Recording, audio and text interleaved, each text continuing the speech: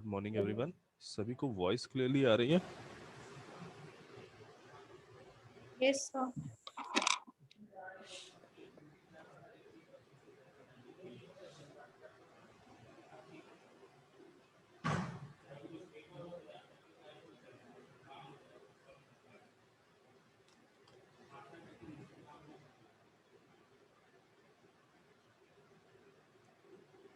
Okay, last class में हमने क्या डिस्कस किया था? Sir, ionized impurity scattering. Okay, कल शायद किसी का डाउट था कि जब हम लोगों ने आयोनाइज्ड इम्प्योरिटी वाली स्कैटरिंग के बारे में बात की थी, तब हमने जो इंटरेक्शन टाइम है उसको इंट्रोड्यूस किया था। एंड इन जनरल जब हमने बात की थी लैटिस स्कैटरिंग की, तब हमने बात नहीं की थी इंटरेक्शन की, या किस तरह से इंटरेक्शन टाइम की बात हमने नहीं की थी। एक्चुअल में वहां पे रीजन देखो, जब हम वहां पे टेम्परेचर की डिपेंडेंसी शो कर रहे थे, तो वहां पे टेम्परेचर पे डिपेंडेंट इलेक्ट्रॉन की स्पीड की बात नहीं कर रहे थे हम वहां पे।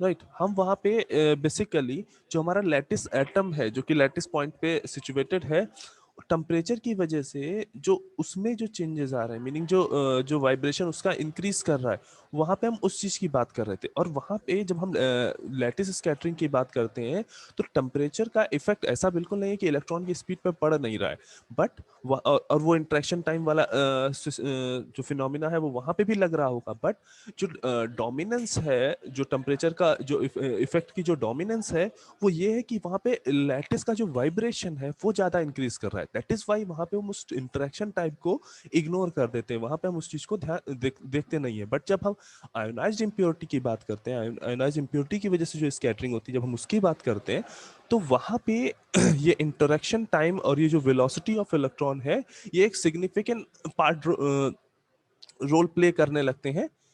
तो इस वजह से हमने यहाँ पे इंटरेक्शन टाइम को इंट्रोड्यूस किया है और वहां पे इंटरेक्शन टाइम को नहीं लिया था।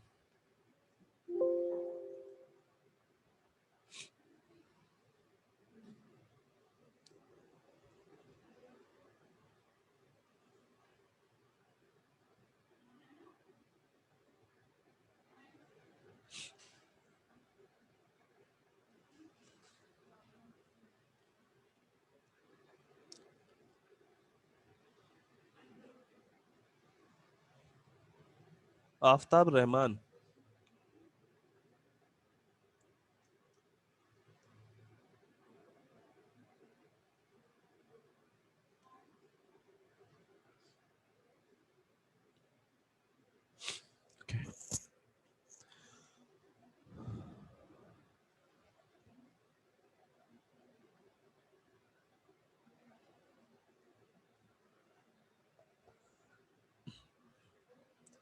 नाउ हमने ड्रिफ्ट वेलोसिटी, ड्रिफ्ट करंट, इनकी बात की। आफ्टर दैट मोबिलिटी कैसे ड्रिफ्ट को अफेक्ट कर रही है, हमने वो देखा। हमने ये भी चेक किया कि कैसे डिफरेंट सेमीकंडक्टर के केस में डिफरेंट डिफरेंट मोबिलिटी हो सकती है, कैसे मोबिलिटी में चेंजेस आते हैं, क्या क्या पैरामीटर्स होते हैं उन जो कि मोबिलिटी को अफेक्ट करते हैं। राइट, आफ्टर दैट हमने ड्रिफ्ट तो देख ली। ड्रिफ्ट की वजह से जो कंडक्टिविटी इंक्रीज हो रही है, या जो कंडक्टिविटी आ रही सेमीकंडक्टर की, जो कंडक्टिविटी है, अब हम उसका डिस्कशन करेंगे कि किस तरीके से हम सेमीकंडक्टर की कंडक्टिविटी को फाइंड आउट कर सकते हैं। किस तरह से हम ये चेक कर सकते हैं कि हाँ, किसी सेमीकंडक्टर के लिए अगर हमें फाइंड आउट करना हो, कुछ पैरामीटर्स हमें गिवन हो, अगर हमें कंडक्टिविटी उस सेमीकंडक्टर की फाइंड आउट करनी हो, तो किस तरीके से हम फाइंड आउट कर सकते हैं। ठीक है, इन जनरल हमने जब टोटल ड्रिफ्ट करंट निकाली थी, जो टोटल ड्रिफ्ट करंट निकाली थी, मीनिंग वो ड्रिफ्ट करंट जिसमें इलेक्ट्रॉन की ड्रिफ्ट करंट भी थी प्लस होल की ड्रिफ्ट करंट भी, इन दोनों का जो कॉम्बिनेशन करके जो टोटल ड्रिफ्ट करंट हमने फाइंड आउट की थी, वो क्या थी? Q mu N, N plus mu P, p into e. यहाँ पे म्यू एन तुम्हारा क्या था? इलेक्ट्रॉन की मोबिलिटी थी। म्यू पी क्या था?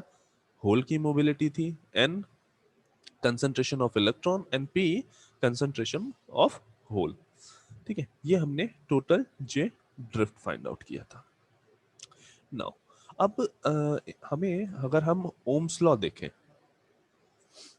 ओम्स लॉ में ड्रिफ्ट करंट डेंसिटी प्रोपोर्शनल होती है इलेक्ट्रिक फील्ड के, और उसको अगर हम प्रोपोर्शनलिटी कांस्टेंट लेके आते हैं, इंट्रोड्यूस करते हैं, तो प्रोपोर्शनलिटी कांस्टेंट सिग्मा ई, ये हमने ऑलरेडी पढ़ा हुआ है। ठीक है, अब इक्वेशन 1 और इक्वेशन 2 इनको कंपेयर करो। जब इक्वेशन 1 और इक्वेशन 2 को हम कंपेयर कर रहे हैं तो हमें मिल रहा है कि जो सिग्मा इज इक्वल टू है वो क्या है, Q mu N N plus mu P p, right. और ये सिग्मा बेसिकली होता है क्या, ये सिग्मा बेसिकली बता क्या रहा होता है, कंडक्टिविटी बताता है ना। जो प्रोपोर्शनलिटी कांस्टेंट है ये हम किस लिए यूज करते हैं, कंडक्टिविटी शो करता है। दैट मींस अगर हम सेमीकंडक्टर की कंडक्टिविटी की बात कर रहे हैं, सेमीकंडक्टर की कंडक्टिविटी तुम्हारी क्या हो जाएगी, q mu N N plus mu P p. ठीक, अब ये हमें देखना है कि जो सेमीकंडक्टर की कंडक्टिविटी है एक तो मोबिलिटी पे डिपेंड कर रही है, मोबिलिटी ऑफ चार्ज कैरियर। यहाँ पे हम चार्ज कैरियर क्यों कह रहे हैं, क्योंकि ये जो डिपेंडेंसी है ये इलेक्ट्रॉन की मोबिलिटी पर भी डिपेंडेंट है और होल की मोबिलिटी पे भी डिपेंडेंट है। एंड सेकंड पैरामीटर जिस पे कंडक्टिविटी डिपेंड हो रही है वो क्या है, concentration of charge carrier, right. तो हमारी जो कंडक्टिविटी है वो बेसिकली मोबिलिटी एंड कंसंट्रेशन पे डिपेंडेंट है। ओके,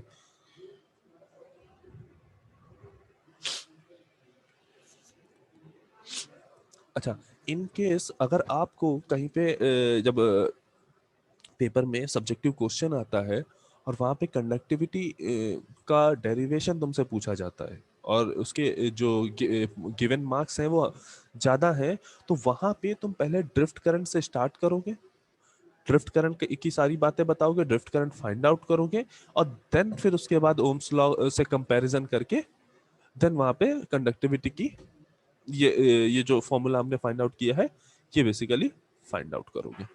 ठीक है, इन जनरल अगर कंडक्टिविटी की यूनिट की बात करें तो यूनिट क्या हो जाएगी, ओम सेंटीमीटर इनवर्स। ठीक है, कंडक्टिविटी का जो यूनिट होगा ओम सेंटीमीटर इनवर्स, और हम ओम मीटर इनवर्स भी ले सकते हैं। ठीक है, ये हमारे ऊपर है कि हम कौन सा यूनिट सिस्टम ले रहे हैं। ठीक है, इन जनरल हमें ज्यादातर सेंटीमीटर्स में ही मिलता है। रीजन कि जो तुम्हारे सेमीकंडक्टर है स्मॉल साइज की, वहां पे सारी कैलकुलेशन होती है, सारा जितना आप जो भी बात कर रहे होते हैं सेमीकंडक्टर के, चाहे डायमेंशन हो या उसमें होने वाली करंट फ्लो हो, सारी चीजें काफी स्मॉल स्मॉल होती है। मीनिंग जो करंट अभी देखोगे वो मिली एम्पियर्स में होंगी, वोल्टेज काफी फ्यू वोल्ट में होंगे, 1 volt 2 volt 5 volt, that's it. इससे हाई वोल्टेज हम नहीं यूज करते हैं इलेक्ट्रॉनिक्स में, राइट। तो हम इन जनरल यहाँ पे सेंटीमीटर यूज कर रहे हैं। okay. अब अगर कंडक्टिविटी का हम रेसिप्रोकल देखें तो रेसिप्रोकल ऑफ कंडक्टिविटी क्या हो जाएगा, यानी 1 सिग्मा इज इक्वल टू क्या हो जाएगा, रेजिस्टिविटी। क्या हो जाएगा, रेजिस्टिविटी। ठीक है, ये ध्यान रखना, रो जो रिप्रेजेंट कर रहा है यहाँ पे रेजिस्टिविटी को रिप्रेजेंट कर रहा है। अभी कुछ लास्ट क्लास में जब हमने करंट डेंसिटी की बात की थी तो वहां पे रो हमारा क्या कर रहा था, चार्ज डेंसिटी को रिप्रेजेंट कर रहा था, राइट। लेकिन यहाँ पे रो क्या कर रहा है, यहाँ पे रिप्रेजेंट रेजिस्टिविटी को। तो जब भी अगर कहीं क्वेश्चन दिया होगा तो वहां पे आपको क्लियरली मेंशन होगा कि वो रो आपको क्या रिप्रेजेंट कर रहा है, राइट। तो अगर रेजिस्टिविटी हम बोलेंगे तो रेजिस्टिविटी क्या हो जाएगा, 1/Q mu N N plus mu P P, correct. तो ये हो गए हमारे रेजिस्टिविटी एंड कंडक्टिविटी। अच्छा, कुछ स्पेशल केसेस हैं कंडक्टिविटी के केस में। इन केस आपका मान लो एन टाइप सेमीकंडक्टर है, एन टाइप सेमीकंडक्टर है और वो हाईली डोप्ड है, meaning ND very very greater than है एनआई, एंड उसका फुल आयोनाइजेशन हो गया है, उसका फुल आयोनाइजेशन हो चुका है। तो अगर ये केस बनता है कि एन टाइप सेमीकंडक्टर है और वहां पे डोपिंग जो है वो हाई हमने कर रखी है और जो आयोनाइजेशन है वो फुल हो चुका है, फुल आयोनाइजेशन है, तो वहां पे हमने देखा था कि जो इलेक्ट्रॉन कंसंट्रेशन होता है वो इक्वल टू होता है एनडी के, एंड जो होल कंसंट्रेशन होता है वो क्या होता है N i square upon ND के। यहाँ पे डी एनडी क्या है, वो डोपिंग कंसंट्रेशन आपका, राइट। तो इस केस में, जब इस केस में हम अगर कंडक्टिविटी फाइंड आउट करते हैं, ऐसे केस में जब हम एन टाइप में हमने हाई डोपिंग करा रखी है, उस केस में जब हम कंडक्टिविटी फाइंड आउट करते हैं तो वहां पे सिग्मा इज इक्वल टू क्या आ जाएगा, क्यू म्यू एन, एन की जगह पे क्या हो जाएगा n d plus mu p n i square upon n d. ये जो टर्म है जो माइनॉरिटी कैरियर की वजह से जनरेट हो रहा है, जो टर्म माइनॉरिटी कैरियर की वजह से जनरेट हो रहा है, इसको हम निग्लेक्ट कर सकते हैं। In case of N type semiconductor जो होल्स हैं वो माइनॉरिटी हैं, और जब आप एन टाइप सेमीकंडक्टर में हाई डोपिंग की बात कर रहे हो तो वहां के केस में आप जो होल की वजह से कंडक्टिविटी या होल की वजह से जो ड्रिफ्ट करंट जनरेट हो रही होगी, आप उनको इग्नोर कर सकते हो या उसको नेग्लेक्ट कर सकते हो। तो सिग्मा इज इक्वल टू क्या हो जाएगा, Q mu N into N D. Similarly अगर पी टाइप होता हाई डोपिंग के साथ, तो वहां के केस में सिग्मा क्या आ जाता, सिग्मा इज इक्वल टू क्या होता है, Q mu P into N A. वहां पे हमने एक्सेप्टेड डोपिंग लेनी है, ठीक है। तो इस बात को याद रखेंगे कि हाँ, अगर जब हाई डोपिंग की बात हो रही है, हाई डोपिंग के केस में आप माइनॉरिटी कैरियर की वजह से जो जनरेटेड करंट है, जो जनरेटेड ड्रिफ्ट करंट है, आप उसको नेग्लेक्ट कर सकते हैं, ठीक है। और सिमिलरली कंडक्टिविटी अगर आप निकाल रहे हैं तो डायरेक्टली आप मेजॉरिटी कैरियर का जो अफेक्ट है कंडक्टिविटी के ऊपर, आप डायरेक्टली वो फाइंड आउट कर सकते हैं।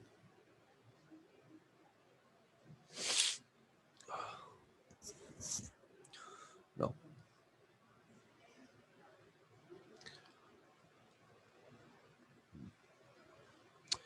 केस टू, अगर हम बात इंट्रिंसिक सेमीकंडक्टर की करें, केस ऑफ इंट्रिंसिक सेमीकंडक्टर, तो वहां पे क्या होता है, n is equal to p is equal to n आई।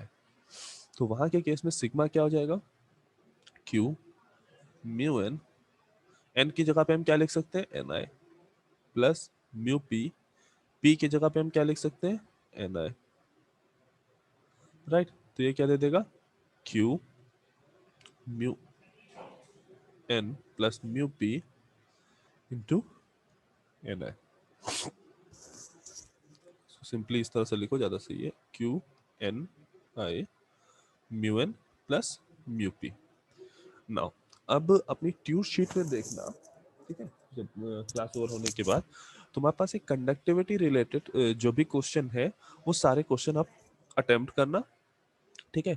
और शायद सप्लीमेंट्री क्वेश्चन में तुम्हें एक क्वेश्चन मिलेगा कि मिनिमम कंडक्टिविटी बेसिकली तुम्हें फाइंड आउट करनी है, राइट। तो मिनिमम कंडक्टिविटी अब आप फाइंड आउट कर सकते हो, ठीक है। और एक बार ट्राई करना, और जो भी नेक्स्ट ट्यूट होगी हम उसमें उस मिनिमम कंडक्टिविटी को हम डिस्कस करेंगे कि किस तरह से उसको फाइंड आउट कर सकते हैं, ठीक है। फाइंड आउट करने के लिए जो स्टार्टिंग करने के लिए ये करना होगा कि मिनिमम जो तुम्हारा मैक्सिमम मिनिमम का नॉर्मल क्राइटेरिया है कि उसमें फर्स्ट डेरिवेटिव फाइंड आउट करो, उसको जीरो रखो, देन इस तरीके से आप अटेम्प्ट करेंगे और मिनिमम कंडक्टिविटी फाइंड आउट करेंगे। मिनिमम कंडक्टिविटी के केस में आपको इलेक्ट्रॉन और होल का कंसंट्रेशन क्या होगा वो उस पर ध्यान देना होगा, ठीक है। तो एक बार इसको को अटेम्प्ट करेंगे, देन जब अभी नेक्स्ट ट्यूट होगा तो उसमें इस चीज को डिस्कस कर लिया जाएगा, ओके। कंडक्टिविटी, मोबिलिटी या ड्रिफ्ट करंट डेंसिटी में किसी को कोई डाउट है?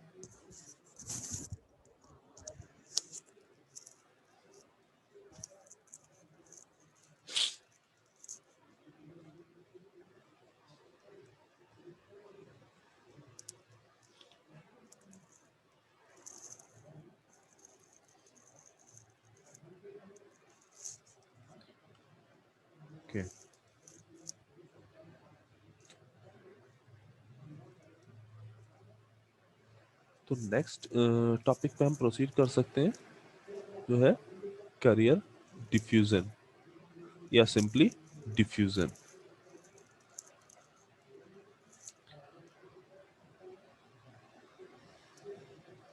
Roll number 33 Ayush Singh.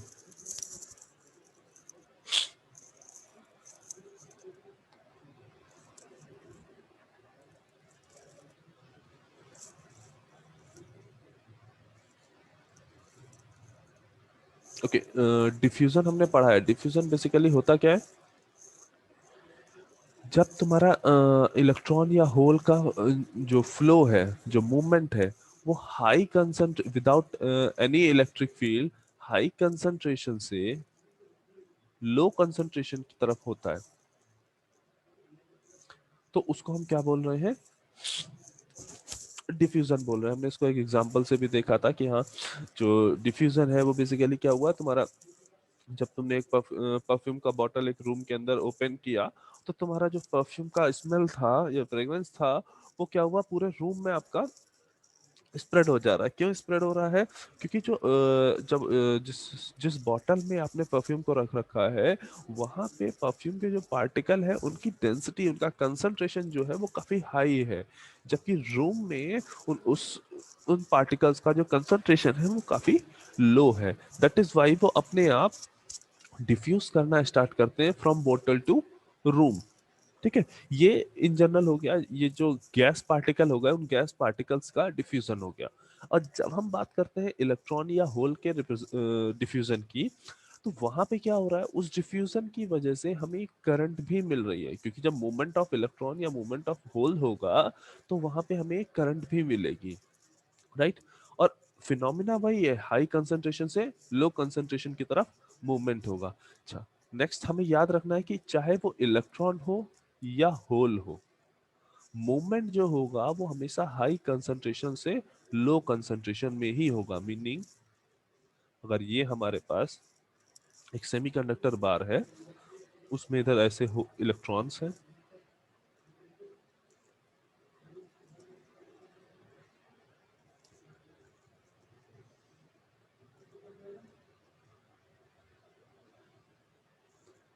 And ये आपके होल्स हैं।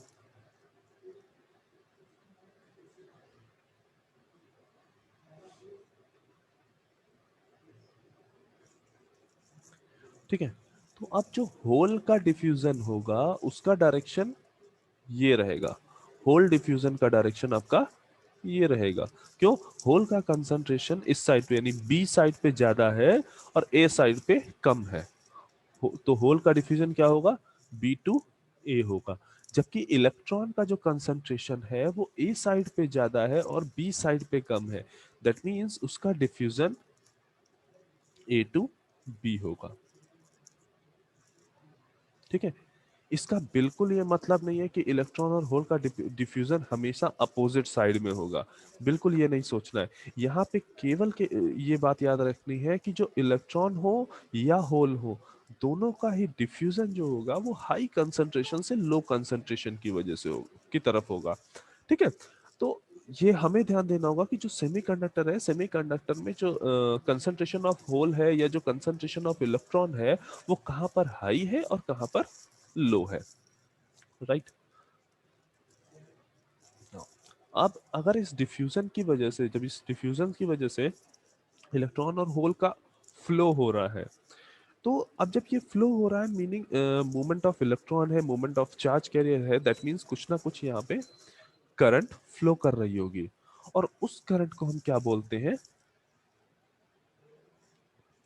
Diffusion current.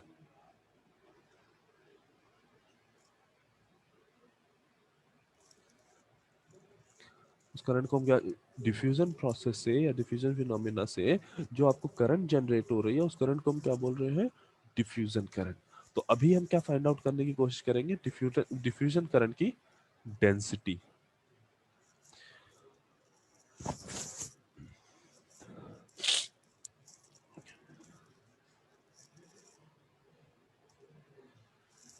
नाउ, तो diffusion current density find out करने के लिए हम जैसे हमने सिंपली अभी सेमीकंडक्टर बार लिया था, हम वैसा ही सेमीकंडक्टर बार ले रहे हैं, राइट। उसमें इलेक्ट्रॉन्स भी होंगे, उसमें होल्स भी होंगे, बट अभी हम अज्यूम करके चल रहे हैं कि हमारा जो ये सेमीकंडक्टर बार है, इस सेमीकंडक्टर बार में केवल और केवल इलेक्ट्रॉन अवेलेबल है। प्रेजेंटली इसमें केवल इलेक्ट्रॉन अवेलेबल है और उनका कंसंट्रेशन का जो डिस्ट्रीब्यूशन है वो ए साइड पे ज्यादा है और बी साइड पे कम है, राइट। अभी हम होल पे बात नहीं कर रहे हैं, होल का कंडीशन हम नेक्स्ट इसी के साथ में देख लेंगे। जो इलेक्ट्रॉन के साथ हो रहा होगा सिमिलर केस आपका होल के साथ भी हो रहा होगा।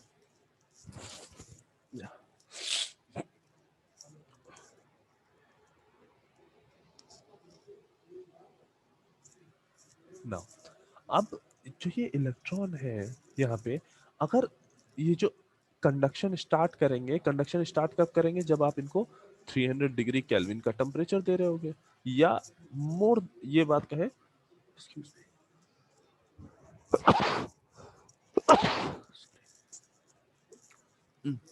ये ना कह के कि 300 डिग्री केल्विन दे रहे हैं, हम ये कह सकते हैं कि हम ग्रेटर देन 0 डिग्री केल्विन दें, क्योंकि हमें पता है कि 0 डिग्री केल्विन पे उसके पास कोई भी फ्री इलेक्ट्रॉन नहीं होगा। लेकिन अगर आपने 0 डिग्री केल्विन से टेम्परेचर बढ़ा दिया तो आपके कुछ ना कुछ इलेक्ट्रॉन फ्री हो जाएंगे और वो एक रैंडम मोशन करने लगेंगे। ठीक है, यहाँ पे रैंडम मोशन का क्या मतलब है कि ये मेरा इलेक्ट्रॉन है, ये इधर भी मूव कर सकता है, लेफ्ट भी मूव कर सकता है और राइट भी मूव कर सकता है। ठीक है, अभी हम ये अज्यूम करके चल रहे हैं कि मेरा इलेक्ट्रॉन केवल हॉरिजॉन्टल मोशन कर रहा है, वर्टिकल मोशन नहीं कर रहा है।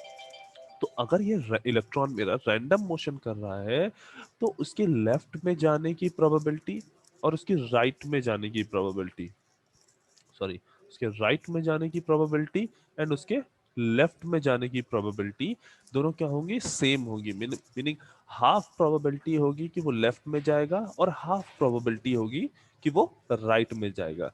ठीक, ओके, एक काम करेंगे, सभी लोग मीटिंग को वापस से रिज्वाइन कर लेंगे।